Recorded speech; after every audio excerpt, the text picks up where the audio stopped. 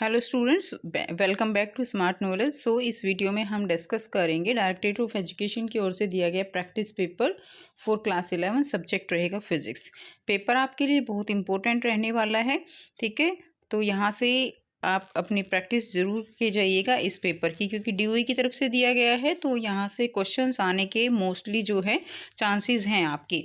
तो first question का answer देखिए। फर्स्ट क्वेश्चन का आंसर आपका बी हो जाएगा। सेकेंड क्वेश्चन में, in which of the following example of motion can the body be considered approximately not a point object. तो इसमें आ जाएगा D, tumbling beaker that has slipped off the edge of the table. Question number 3 है, if the tension in the cable supporting an elevator is equal to the weight of the elevator may be. So elevator may be going up with uniform speed. C answer रहेगा। Fourth है, during inelastic collision between two bodies which of the following quantity always remain conserve.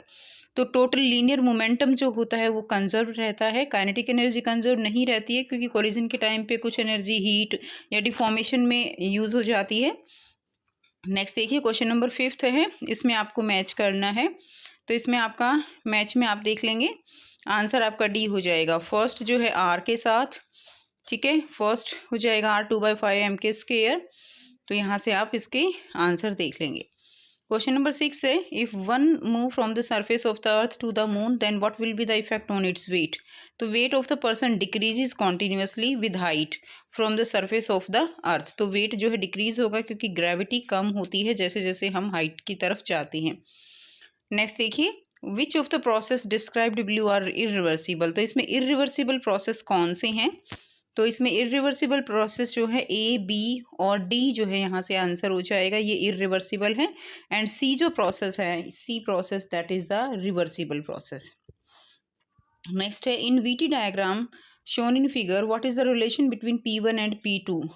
P1 P2 का क्या relation है। सो P1 is greater than P2, ठीक है। Next देखिए, the translational kinetic energy of gas molecule for 1 mole of gas is equal to. तो answer B हो जाएगा 3/2 RT। Question number 10, the angle of contact at the interface of water glass is 0 degree, ethyl alcohol glass is 0 degree, मर्सिंग glass is 140 and methyl iodide is 30 degree.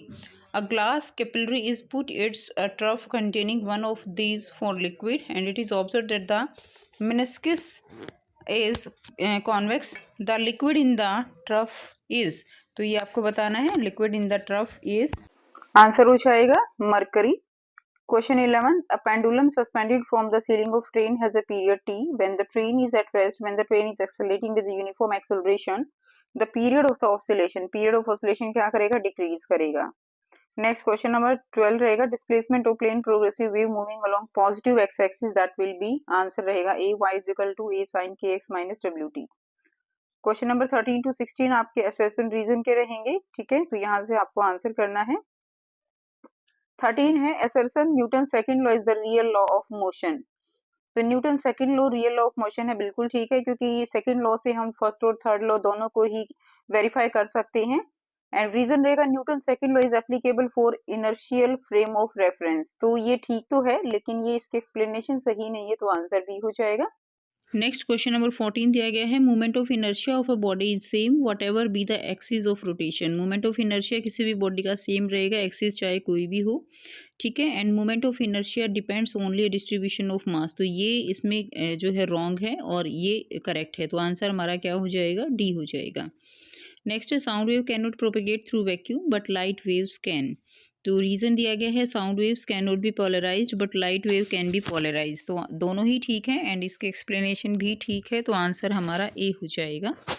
Next question देखिए, question number 16 है, the function, this function represent a simple harmonic motion, ठीक है। And तो इसमें क्या रहेगा, जो हमारा असर्शन है वो ट्रू है। And the displacement of particle in SHM is directly proportional to square of its acceleration.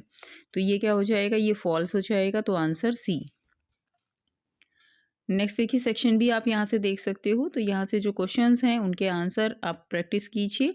अब तो आपकी तैयारी बहुत अच्छे से हो भी गई है, ठीक है। तो आप इसको जस्ट देख लीजिए कि कौन से आंसर में आपको लगता है कि आपको प्रॉब्लम आ सकती है, उसको आप सॉल्व करके देख सकते हैं। क्लियर। क्वेश्चन नंबर 21, उसके बाद सेक्शन सी दिया गया है। देन क्वेश्चन नंबर 23, 24,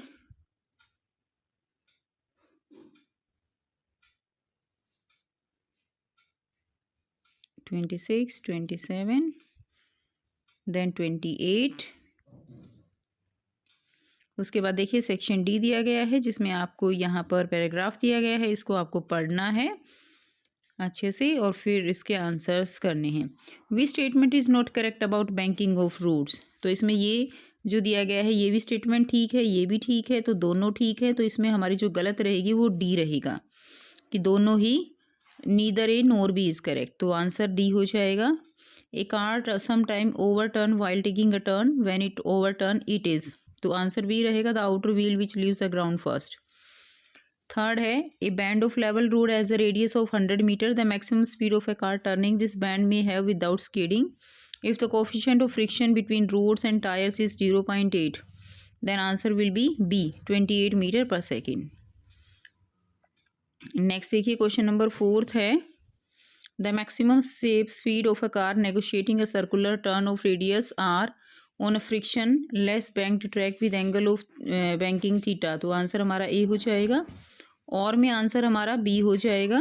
तो यहाँ से आप देख सकते हो। क्वेश्चन नंबर 30 में भी आपको पैराग्राफ दिया गया है, आंसर करेंगे। इन स्टेबल इक्विलिब्रियम क्या होगा, potential energy that will be minimum. When a solid is deform the atoms and molecule are displaced from their equilibrium position, तो फोर्स रिपल्सिव होगा एंड पोटेंशियल एनर्जी मैक्सिमम होगी when a solid get deform.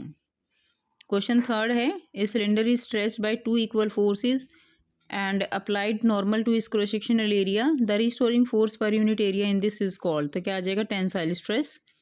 In which of the following is not the SI unit of ratio of stress and strain? तो क्या आ जाएगा, C आ जाएगा, newton metre square.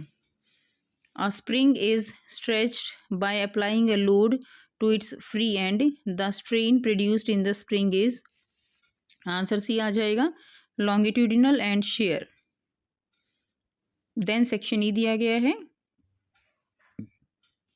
Question number 31, 32 इसमें Bernoulli theorem को prove करना है, डिफाइन टर्मिनल वेलोसिटी। ठीक है, उसके बाद देखिए नेक्स्ट 33। तो ये था कंप्लीट पेपर। आई होप आपको सारे क्वेश्चंस जो है वो अच्छे से ज़रूर आते होंगे। और अगर वीडियो अच्छी लगी तो ज़रूर लाइक करना, शेयर करना, चैनल को करना सब्सक्राइब। ठीक है, सो मिलते हैं नेक्स्ट वीडियो में। Best of luck for your exam.